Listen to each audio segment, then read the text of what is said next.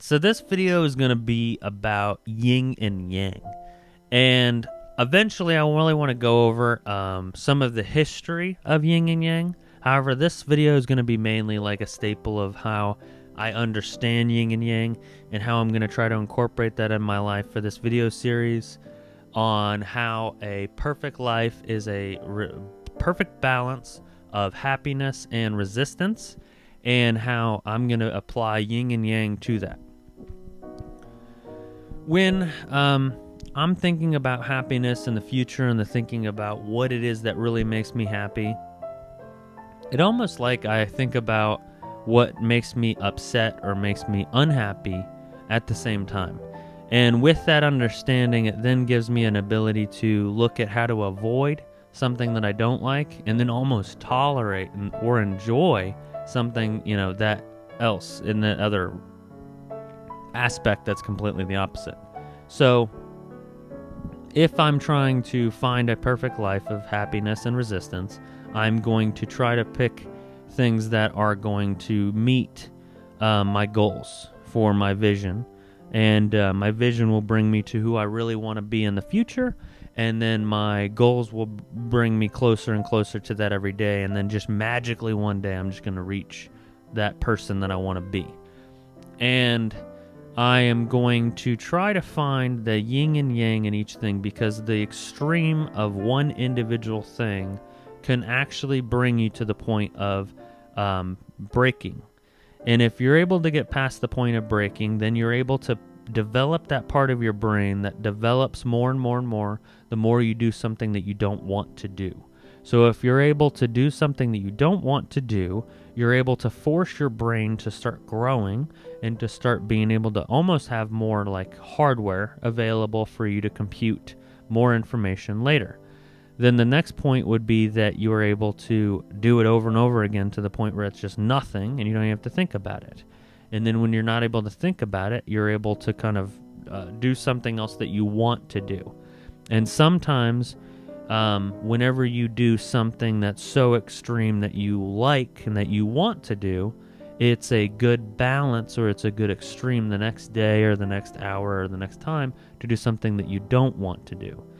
And it's almost like a rubber band. The more you stretch it, the more you're going to want to go each extreme. And I look at it like if you went out and for fun, you went on a walk, you might think that for like exercise that you might want to go out and like go rock climbing or something.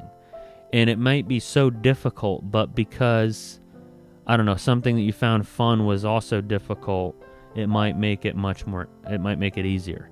So the idea in my head is it'll be a lot easier when I start making these videos more seriously and more actively and more with more graphics, because I really want to do a bunch of graphics, but it's one of those things where I have so many ideas that I should just start somewhere. And the idea is that if you can get your yin and yang, you can create more area of understanding. So the more you can get the yin over to one side, the more that you can get, and then the more that you can get the yang over to the other side, the more you'll be able to skew it over there.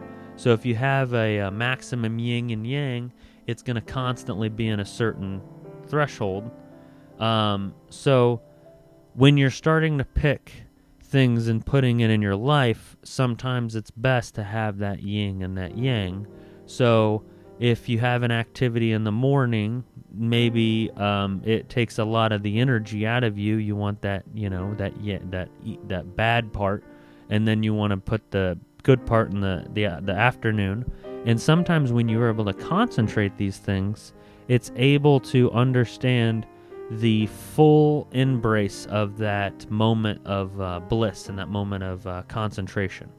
So concentration, flow state, consciousness, full consciousness.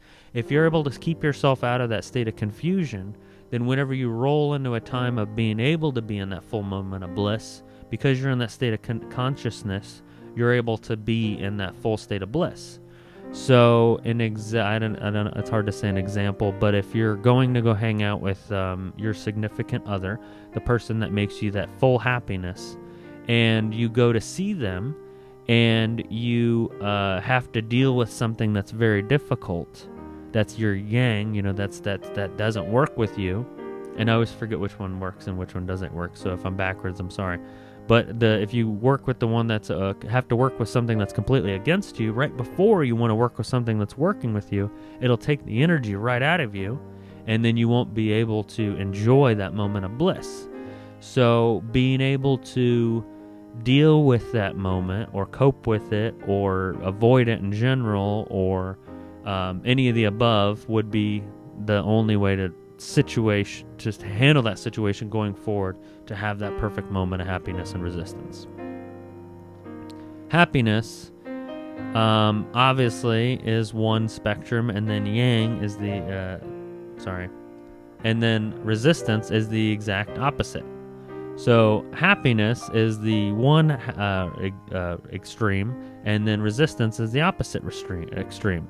So working out at the gym and then putting yourself through a bunch of rigorous workouts may be horrible, but then that shower afterwards may be like really, really good, and then the idea that you feel that dopamine and that magic afterwards, because you're now actually feeling good because your body moved and it went through all that pain, and now it's actually rebuilding and causing you to feel happy. That may be worth all of that horribleness to go through. The other point is that sometimes you want that contrast to be able to see the extremes of something from 0 to 100. So sometimes you need to play out all of those extremes so that somebody can see the worst and the best, and then it would drive home the point.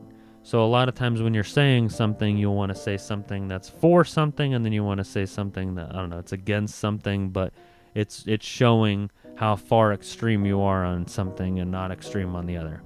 But life is obviously by nature.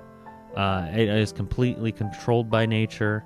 Obviously our lives now are controlled more and more. The nature is becoming what people have programmed and what people have told you, or what people have caused the things in your life to do. Whether it's something as mechanical as a lock, and you interact with it a certain way because a certain person designed it a certain way, or as something as difficult as a computer where you have to interact with it a certain way. I mean, those things are now all of our nature. We have to work with them, or they have to go against us. So we need to work with what works with us, and then understand the nature of that.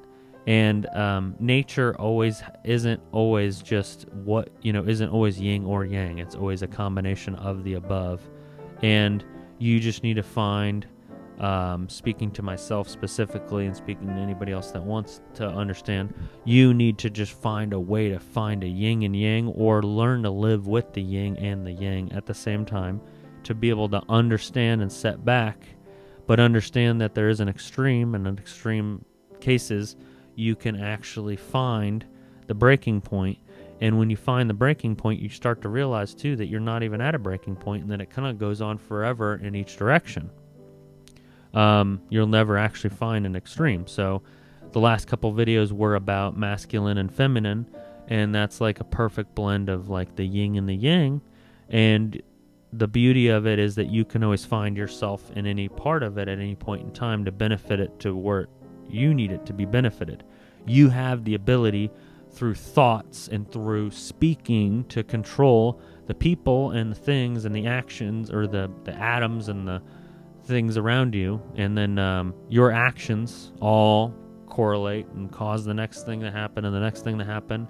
And then eventually you'll be able to work or not work with something, and by that it'll cause you to get the results that you need or want. And then you'll have a perfect blend of happiness and resistance, and then you'll look back at your day and say, I had a happy day, and then the next day, and then the next day, and then you'll have a perfect successful life. And then you'll be thankful that I was here to remind you that anything is possible, and that you can take it or leave it, and that what I'm saying isn't always 100%, and it's not always gonna be a yin or a yang. It could be neither, and it could just be blibberish and blubber, and The idea is to just understand and stop thinking about things.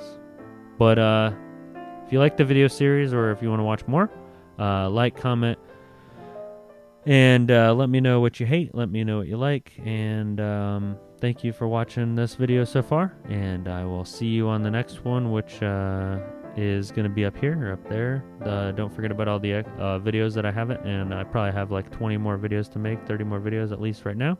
And I will keep trying and eventually iron them out and put more graphics and more visuals. Thank you. Have a good night.